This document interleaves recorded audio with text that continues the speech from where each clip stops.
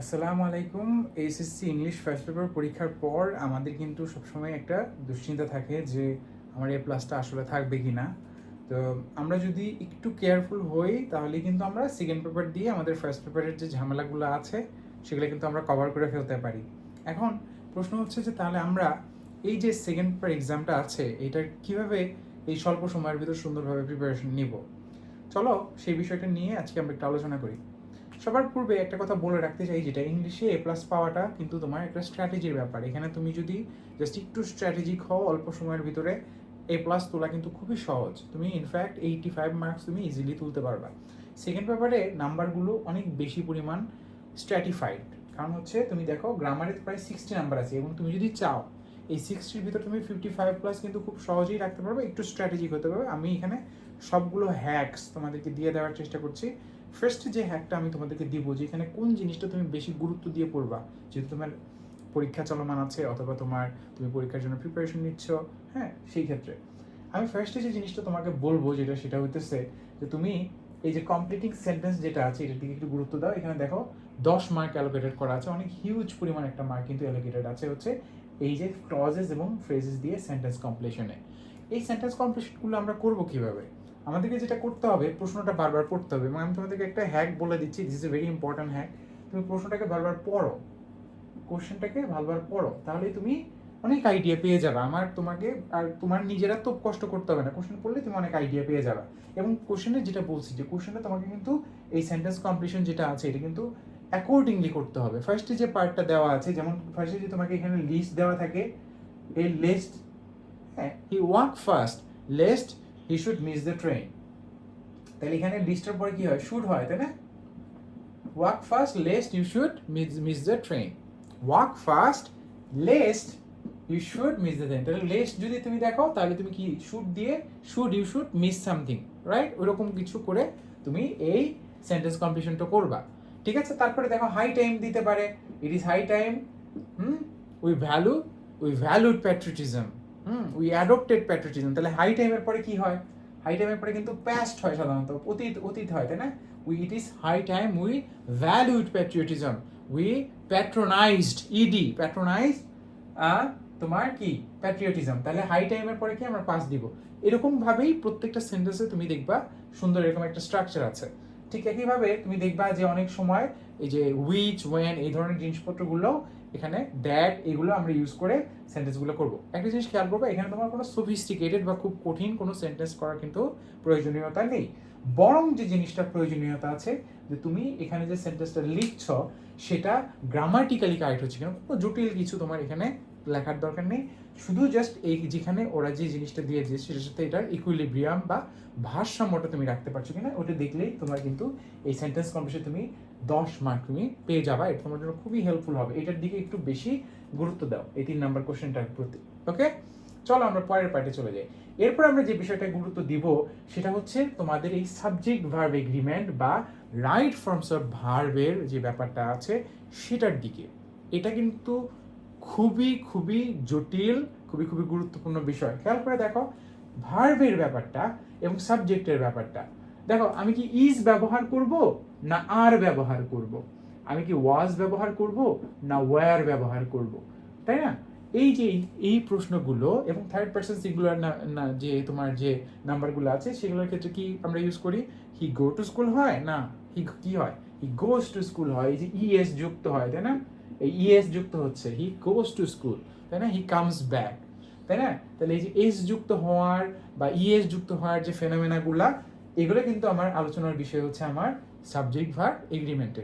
এবং এই subject verb এগ্রিমেন্টে দেখো কত মার্ক অ্যালোকেটেড আছে, 7 মার্ক অ্যালোকেটেড আছে। এটা তোমার খুব ভালোভাবে দেখে যেতে হবে। এবং শুধু তাই না, এই সাবজেক্ট ভার্ব এগ্রিমেন্ট কিন্তু শুধু যে এখানেই আছে তা কিন্তু না। তুমি যখন এই 60 নাম্বারের পরীক্ষার পরে 40 নাম্বারের যে প্যারাগ্রাফ লিখতে যাচ্ছ ওখানে কিন্তু তোমার অনেক স্টুডেন্ট, এই যে জাস্ট তুমি দেখো, আমি জাস্ট এই যে তুমি যখন এই ভিডিওটা দেখছো, অনেক স্টুডেন্টই যখন পরীক্ষাটায় বসবে তারা এখানে এই যে সাবজেক্ট ভার্ব এগ্রিমেন্টগুলো ঠিক মতো লিখবে না। এই যে হি গোস, হি কামস, ঠিক আছে, এই ধরনের যে সিলি মিস্টেক যেগুলো আছে এগুলো করার কারণে তাদের এ প্লাস তো নষ্ট হবেই, অনেকে ফেলও করবে। বুঝতে পেরেছো? সো তুমি সাবজেক্ট ভার্ব এগ্রিমেন্টটা একটু ভালোভাবে দেখে যাও, এটা তোমার সব দিক দিয়ে তোমাকে সুবিধা দিবে। এরপরে দেখো তুমি কোনটা দেখবা। এরপর তোমাকে দেখতে হবে হচ্ছে সিনোনিম অ্যান্ড অ্যান্টোনিমস। দেখো সিনোনিমস অ্যান্ড অ্যান্টোনিমস এগুলো খুব গুরুত্বপূর্ণ। সিনোনিমস এবং অ্যান্টোনিমস তোমাকে কিন্তু বিপুল পরিমাণ হেল্প করতে পারে এবং তুমি এখানে একদম সাথে সাথে কিন্তু পেয়ে যেতে পারো। কীভাবে? দেখো সিনোনিম মানে হচ্ছে সেম মিনিং ওয়ার্ডস, অর্থাৎ সমার্থক শব্দ। বাংলায় আমরা বলি না সেম মিনিং ওয়ার্ডস বা সমার্থক শব্দ যেগুলো, সেগুলোকে আমরা বলি কি সিনোনিমস। যেমন আমরা ট্রিবিউট এর সিনোনিম বলতে পারি রেসপেক্ট, তাই না? ইনক্রিজ এর সিনোনিম আমরা কি বলতে পারি? রাইজ। ডিক্রিজ এর সিনোনিম আমরা কি বলতে পারি? ডিক্লাইন, তাই না? আমরা এরপরে তোমার আরও প্রচুর এরকম ওয়ার্ড আছে না, যে তোমার প্রত্যেকটা জিনিসেরই, যেমন সাইন বা সিম্বলের সিনোনিম আমরা বলতে পারি কি? এমব্লেম, তাই না? তো এই ধরনের সিনোনিম কিন্তু প্রচুর রয়েছে। এখন চলো অ্যান্টোনিম নিয়ে আলোচনা করি। অ্যান্টোনিম মানে কিন্তু বিপরীত শব্দ, অর্থাৎ তুমি একটা শব্দ, আমি বললাম রেসপেক্ট, ঠিক আছে? রেসপেক্টের সিনোনিম হচ্ছে ট্রিবিউট, কিন্তু অ্যান্টোনিম বা বিপরীত যেটা, সেটা হচ্ছে কিন্তু ডিসরেসপেক্ট অথবা ডিসঅনার, তাই না? তাহলে এই যে অ্যান্টোনিমগুলো, রিচ এর অ্যান্টোনিম কি? পোর, তাই না? তারপরে আমরা কি বলতে পারি? সফিস্টিকেটেড, এটার অ্যান্টোনিম কি? আনসফিস্টিকেটেড বা নাইভ, তাই না? তাহলে এই যে অ্যান্টোনিমগুলো, বিপরীত পার্থক যে শব্দগুলো, সেগুলো কিন্তু আমাদেরকে জানতে হবে। চলো আমরা তোমাদেরকে দু একটা সিনোনিম অ্যান্টোনিমের উদাহরণ দিচ্ছি, যেটা তোমাদেরকে খুব পরিমাণ হেল্প করবে। দেখো আমরা বলতে পারি যে সাকসেস এর অ্যান্টোনিম হচ্ছে কিন্তু ফেইলিয়ার। আমরা ফার্স্টে আগে সিনোনিমগুলো চলে আলোচনা করি, তাহলে ভালো হবে, সুন্দর হবে। দেখো ইম্পর্টেন্স, এটার সিনোনিম হচ্ছে significance. You know, what is the important of this video? What is the significance of this video? Importance and significance means the same thing. এরপরে দেখো কি কি আছে? ইন্টেনশন, এটার সিনোনিম হচ্ছে পারপাস। ইন্টেনশন মানে কি? ইচ্ছা, তাই না? পারপাস মানে কি? ইচ্ছা, তাই না? উদ্দেশ্য। এরপর দেখো প্রুভ, প্রুভ এর সিনোনিম হচ্ছে কি? ডেমনস্ট্রেট, ঠিক আছে? প্রুভ এর সিনোনিম হচ্ছে কিন্তু ডেমনস্ট্রেট, দেখানো, প্রমাণ করা, প্রমাণ করা এবং দেখানো। I will demonstrate that I can get golden GPA 5 in my ACC exam. Okay?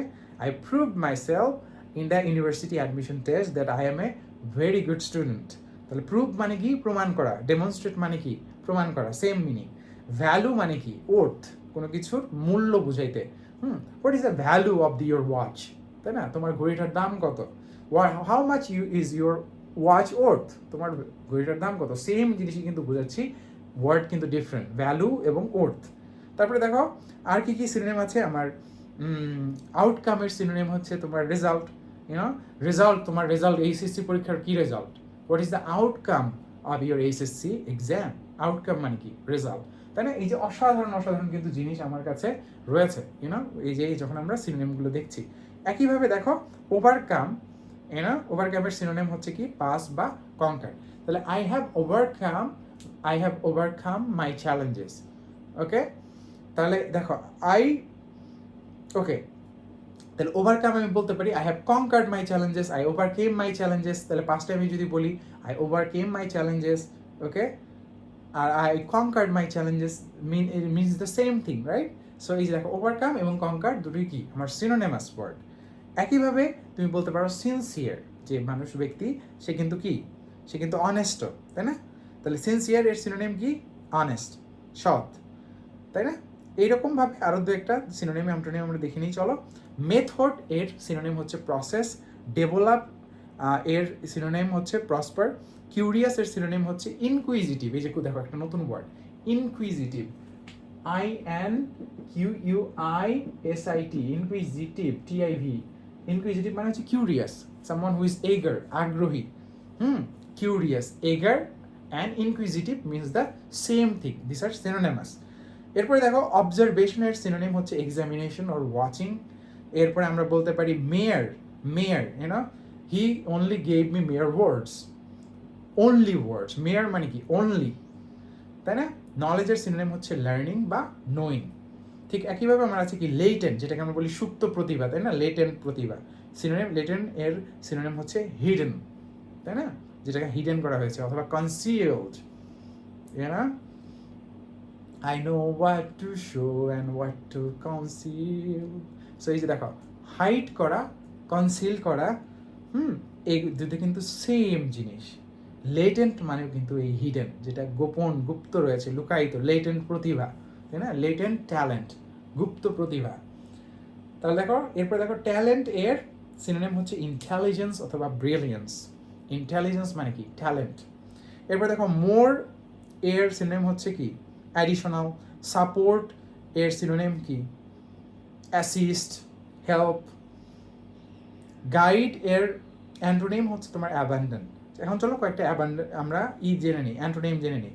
Modern এর অ্যান্টোনিম হচ্ছে কিন্তু অ্যানসিয়েন্ট। মডার্ন মানে কি? আধুনিক। অ্যানসিয়েন্ট মানে কি? পুরনো বা ওল্ড মানেও কি? পুরনো। এরপর দেখো ডিফারেন্ট এর অ্যান্টোনিম হচ্ছে সিমিলার বা সেম। ডেভেলপ এর অ্যান্টোনিম হচ্ছে ডিগ্রেড বা decline. Developing city and degrading city. এই যে যুদ্ধ হচ্ছে, যখন অনেক বড় বড় শহর ডেভেলপ হচ্ছে, ডেভেলপিং সিটি আছে, ঠিক এমনি যেখানে যুদ্ধ হচ্ছে সেটা কি? ডিগ্রেডিং সিটি, ধ্বংস হয়ে যাচ্ছে, তাই না? ডিক্লাইনিং হয়ে যাচ্ছে সেগুলো।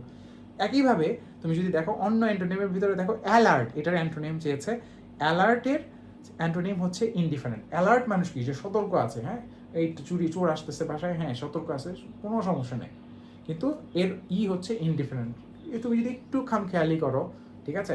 আমার একটা ঘটনার কথা মনে পড়ে যে এক বাসায় তোমার এরকম খামখেয়ালি মানুষ ছিল, বারান্দায় বিভিন্ন জায়গায় কাপড় রাখো, সেখান থেকে কাপড় চুরি হয়ে যেত। তো দেখো একটু অসতর্কের কারণে বারান্দায় কাপড় রাখার কারণে কি হয়ে যেত? একটু ইনডিফারেন্ট হওয়ার কারণে কিন্তু তার বাসায় চুরি হয়ে গেল। তাহলে ইনডিফারেন্ট মানে কি? অ্যালার্টের অপোজিট ওয়ার্ড। তাহলে দেখো এই ধরনের যে সিনোনিম অ্যান্টোনিমগুলো আছে এগুলো কিন্তু আমাদেরকে খুব ভালোভাবে দেখতে হবে। ওকে, চলো আমরা পরের পার্টে চলে যাই, যেগুলো তোমার আরও অনেক বেশি ইম্পর্টেন্ট হবে। এরপরে দেখো যখন আমরা সিনোনিম অ্যান্টোনিম পড়ে ফেলছি, এরপরে আমরা চলে যাবো যেটা, সেটা হচ্ছে কানেক্টরস। কানেক্টরসেও তুমি কিন্তু পুরো নাম্বার পেতে পারো। এখানে কি কি কানেক্টরস ইউজ হতে পারে? দেখো আমরা যখন একটা প্যাসেজ শুরু করছি বা কোনো একটা কিছু শুরু করছি, তখন কিন্তু আমরা কি দিয়ে শুরু করি? সাধারণত ফার্স্টলি দিয়ে শুরু করি। তুমি এখানে জানো যে এই কোশ্চেনে কি করে দেওয়া হবে? তোমাকে একটা প্যাসেজ দেওয়া হবে। তো এই প্যাসেজটা তুমি কি করবা? ফার্স্টের দিকে তোমাকে কিন্তু ওই যে প্যাসেজ যেগুলো আছে, যে কানেক্টর যেগুলো আছে, কি কি আছে? Firstly, first of all, first of all, এই ধরনের জিনিসগুলো দিয়ে আমরা স্টার্ট করি না? তারপরে আমরা সেকেন্ডলি ইউজ করি, তারপরে আমরা থার্ডলি ইউজ করি, দেন ইউজ করি, ইন অ্যাডিশন টু ইউজ করি, বিসাইডস ইউজ করি, তারপরে আমরা সো ইউজ করি, হাউ এভার ইউজ করি। এগুলো কিন্তু তোমাকে একটু প্র্যাকটিস করে যেতে হবে। কানেক্টরসগুলো তুমি যদি না দেখো যে কোন জায়গায় হ্যাঁ ডাজ ইউজ হয়, কোন জায়গায় সিন্স ইউজ হয়, it has been raining since morning, তাই না? তাহলে এখানে আমার এই জিনিসটা হবে, তাই না? কোন জায়গায় কোন কানেক্টরস হবে সেটা কিন্তু আমাকে বুঝতে হবে। কোন জায়গায় দো হবে, কোন জায়গায় অ্যালদো হবে, কোন জায়গায় তোমার অ্যান্ড হবে, কোন জায়গায় সো হবে, ঠিক আছে? কোন জায়গায় তোমার বিকজ হবে, সেগুলো আমাকে একটু প্র্যাকটিস করে কিন্তু তোমাদেরকে এটা একটু স্টাডি করে যেতে হবে। অন্যান্য জিনিসগুলো তুমি একটু কম পড়লেও চলবে, কিন্তু কানেক্টরসটা একটু ভালোভাবে দেখে যাও, সিনোনিমসটা কিন্তু ভালোভাবে দেখে যাও। একটা জিনিস যেটা কম দেখলেও চলবে, সেটা হচ্ছে তোমার পাংচুয়েশন মার্কস। এই যে কোন জায়গায় দাড়ি কমা হবে আর কোন জায়গায় ক্যাপিটাল লেটার হবে, যখন একটা নাম আমরা বলছি, when I am telling about the city of London, তাই না? ফাইন্যান্সিয়াল হাব বলতে পারো সেটাকে। তো সেইখানে কি আছে? সেই লন্ডনের এলটা কিন্তু বড় হাতের হবে, কারণ এটা নেম। তারপরে আমরা যখন ইউ আর কে সংক্ষেপে লিখছি, উপরে যে অ্যাপোস্ট্রফি হবে, তারপরে আমরা কোশ্চেন করছি, তখন কোশ্চেন মার্ক হবে। কেউ অবাক হয়েছে, সারপ্রাইজ হয়েছে, সেখানে কিন্তু কি আমরা এই যে এই সাইনটা ইউজ করি, ঠিক আছে? তো এই যে এইভাবে আমার পাংচুয়েশন মার্কসগুলো দাড়ি কমা। এবং একটা ইম্পর্টেন্ট কথা, যদি কোনো কোড থাকে, উক্তি থাকলে আমরা দুই সাইডটা এরকম করে কোড দিয়ে কি করে দেবো? কভার করে দিব, তাই না? সো এটাও কিন্তু এই পাংচুয়েশন মার্কসগুলো আমার দাড়ি কমা কোন জায়গায় হবে, কোশ্চেন মার্ক কোন জায়গায় হবে, এটাও খুব গুরুত্বপূর্ণ। এটা দেখার কোনো প্রয়োজন নাই, তুমি সিনোনিম অ্যান্টোনিমটা দেখো, কানেক্টরসগুলো দেখো। এরপর দেখো আর কিছু জিনিস আমাদের দেখতে হবে। ইউনিক ফ্রেজ যেটা আছে এটা তুমি খুব সহজেই পারবা। এটা তোমার উইথ ক্লুজ থাকে, এটা দেওয়া থাকে, এটা তুমি একটু জাস্ট দেখে যাও। এটা একটু দেখার প্রয়োজন আছে, বেশি দেখার প্রয়োজন নাই, কিন্তু যেহেতু এটা 5টা মার্ক আছে, এটা তুমি একটু দেখে যাও। আরেকটা জিনিস যেটা তোমার অবশ্যই দেখতে হবে, সেটা হচ্ছে তোমার প্রিপোজিশনস। প্রিপোজিশনসটা কেন দেখবো, চলো আমরা সেটা একটু বুঝে নিই। দেখো প্রিপোজিশন কিন্তু অনেক ইম্পর্ট্যান্ট একটা জিনিস। যেমন we should refrain from smoking. এই যে দেখো রিফ্রেন এরপরে কি আসলো? ফ্রম হবে, তাই না? তারপরে রিফ্রেন ফ্রম স্মোকিং, তাই না? তারপরে এই যে দেখো আমরা আরেকটি ইম্পর্টেন্ট এক্সাম্পল দিতে পারি। He is known to me হয় না he is known by me হয়? আই নো হিম, তাই না? এটার প্যাসিভ ভয়েস কি? He is known by me না, কিন্তু he is known to me. এই যে টু এ use, he is known to me. তারপরে আমরা ইউজ করতে পারি বিভিন্ন সময়, তোমরা নিশ্চয়ই জানো অন ইউজ হয়, ইন ইউজ হয়, হ্যাঁ সেগুলোর এই ইউসেজ কিন্তু আমরা এই প্রিপোজিশন থেকে আমরা কি করতে পারি। অ্যাকম্পানির পরে তোমরা নিশ্চয়ই জানো যে accompanied, I was accompanied by him, এই যে বাই ইউজ হচ্ছে, এটাও কিন্তু এই সুন্দর প্রিপোজিশনের ইউসেজের ভিতর আমরা পাচ্ছি। তাহলে আমার কোন জায়গায় কোন প্রিপোজিশনটা ইউজ হবে সেই অনুযায়ী যদি জাস্ট আমরা একটু প্রিপোজিশনগুলো দেখে যাই, এটা কিন্তু আমার একদম নিশ্চিত মার্ক। আর তোমার কোনো অন্য কোনো কোশ্চেন দেখার দরকার নেই, জাস্ট প্রিভিয়াস বোর্ড কোশ্চেনগুলোর এই টপিকগুলো যেগুলো আমরা মার্ক করে দিলাম এগুলো একটু বেশি বেশি করে দেখো, তাহলেই তুমি কিন্তু খুব ইজিলি সহজেই এই তোমার যে মার্কটা আছে এটা তুলে ফেলতে পারবা। এরপরে দেখো আরেকটা বিষয় ইম্পর্টেন্ট, এটা হচ্ছে ন্যারেশন। তাই ন্যারেশনে কিন্তু 7 মার্কস। ন্যারেশনের ক্ষেত্রে তোমরা নিশ্চয়ই জানো যে এখানে ডাইরেক্ট স্পিচ থেকে আমার ইনডাইরেক্ট স্পিচ, অথবা ইনডাইরেক্ট স্পিচ থেকে ডাইরেক্ট স্পিচ, সাধারণত তোমার ডাইরেক্ট স্পিচ থেকে আমরা ইনডাইরেক্ট স্পিচে পরিণত করি, তাই না? He said that I will go to school, he said that he will go to school.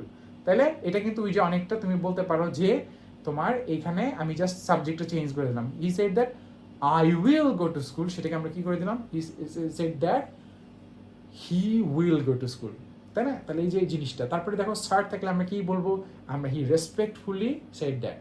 তারপরে যখন সে কেউ তোমাকে কোনো একটা জিনিস চাচ্ছে তখন আমরা কি বলবো, অ্যাস্ক বলবো, হি অ্যাস্ক মি, ঠিক আছে? যখন তুমি কেউ তোমাকে কোনো একটা জিনিস, তোমরা নিশ্চয়ই জানো এই যে আমরা যখন ন্যারেশনের ভিতর কোনো কিছু অ্যাস্ক করে, কোনো কিছু তোমার কাছে জিজ্ঞেস করে, what's your name, he asked me my name.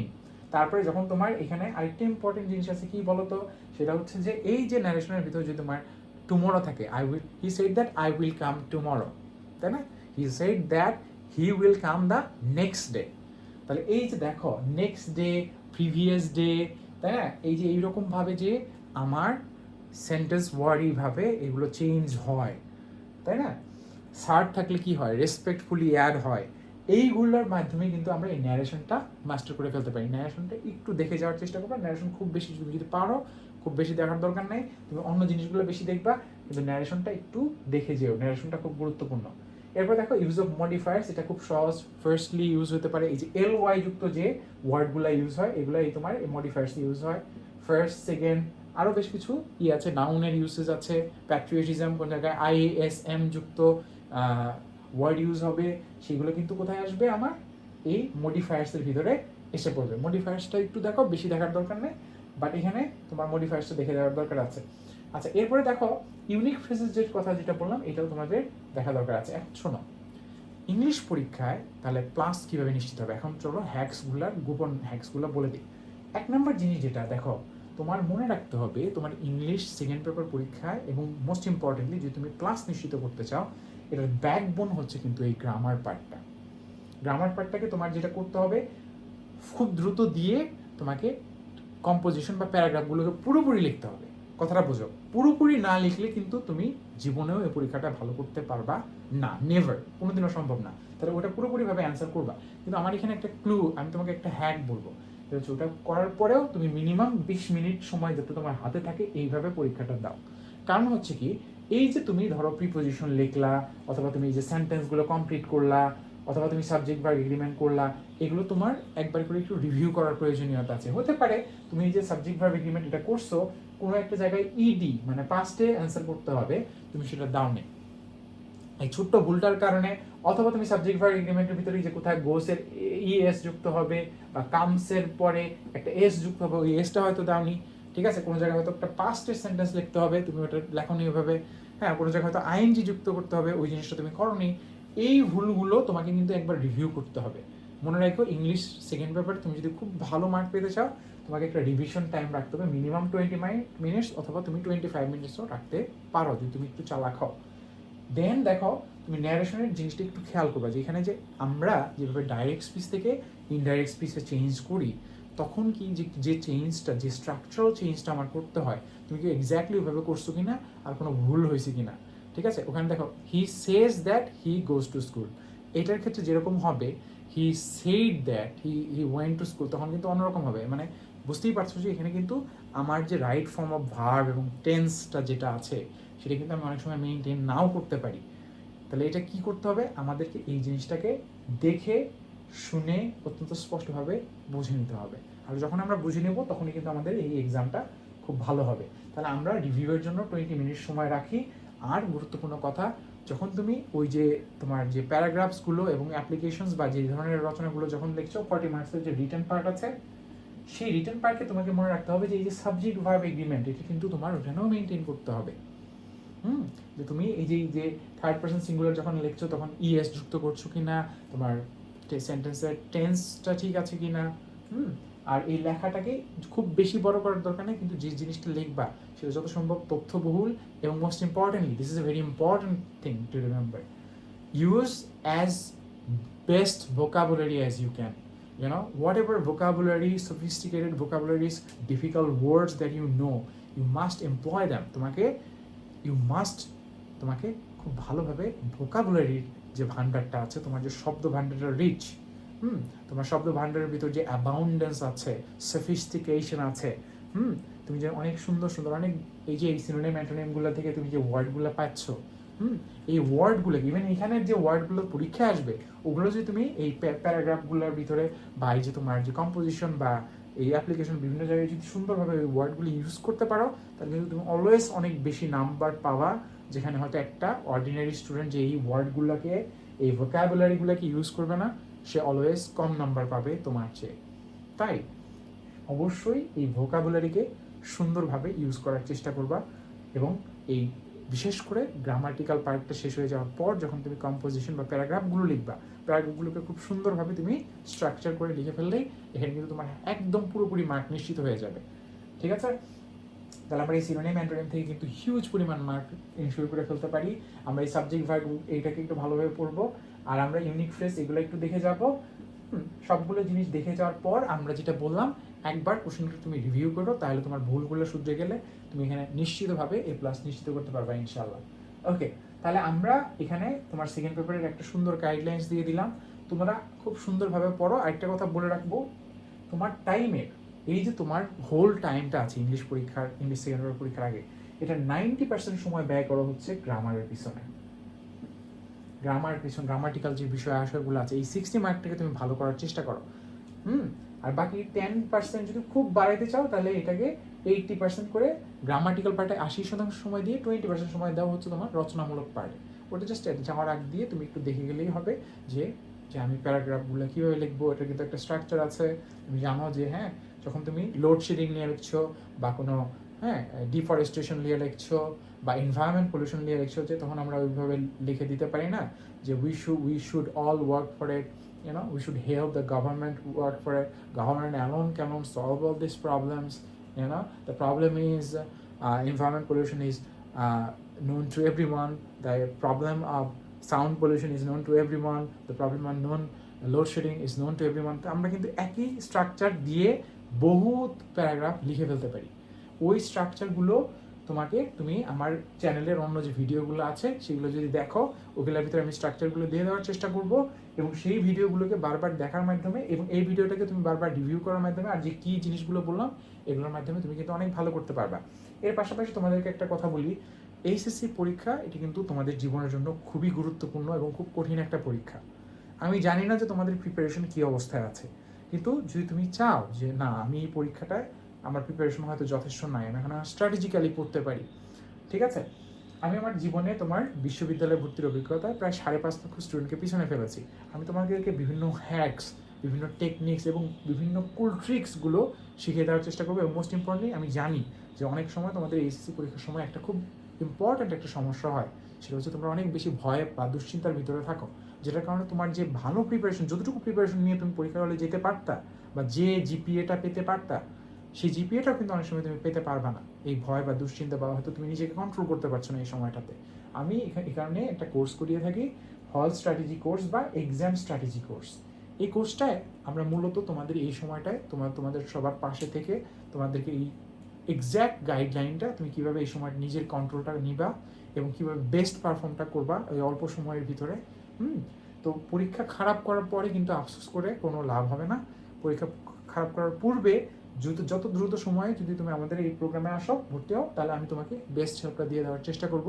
কারণ হচ্ছে এই পরীক্ষাগুলো তোমার জন্য কিন্তু খুব ইম্পর্টেন্ট, অত্যন্ত যত্ন সহকারে এবং খুব ঠান্ডা মাথায়, খুব গুরুত্বপূর্ণ কথা, এই একটা কথা মনে রাখো, ঠান্ডা মাথায় পরীক্ষাটা দাও। আশা করি ইনশাল্লাহ তুমি অনেক বেশি সফল হবা, ঠিক আছে? আর যদি তোমার বেশি কোনো প্রবলেম হয় আমাদের এই প্রোগ্রামে ভর্তি হতে পারো, আর আমি তোমাকে যথাসম্ভবভাবে হেল্প করার চেষ্টা করব।